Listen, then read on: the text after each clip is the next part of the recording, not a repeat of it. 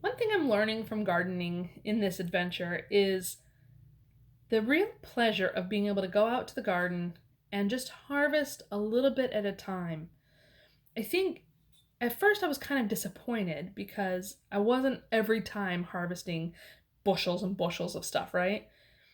But now I'm realizing that, with exception to some produce that you really have to pull when it's ready, for spring vegetables in particular, I haven't done enough summer to know if this is true or not yet, but for spring vegetables in particular, and when you have a small garden, I have two 4x4 square foot gardens that have all my fresh produce in it for spring vegetables. And I mean, really, I'm not going to get enough green, I'm not going to get enough sugar snap peas or fresh peas to do like the equivalent of a bag of peas that I would normally cook for dinner for as the vegetable, right?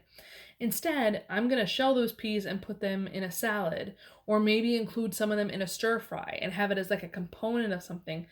And it's just a really different way of thinking than when you go store shopping. For me, especially with the coronavirus, when I go grocery store shopping, I'm buying a lot of food enough to last 2 weeks. And with gardening, it's a totally different process.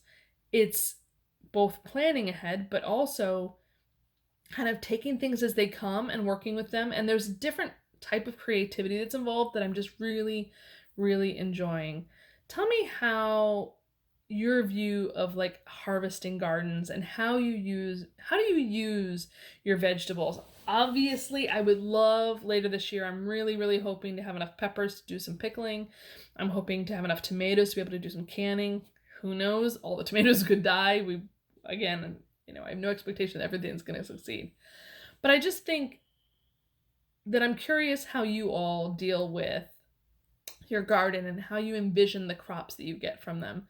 And if you have any suggestions for me on other ways to use my produce.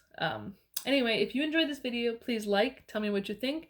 And if you haven't subscribed already, please do. Otherwise, I'll see you next time.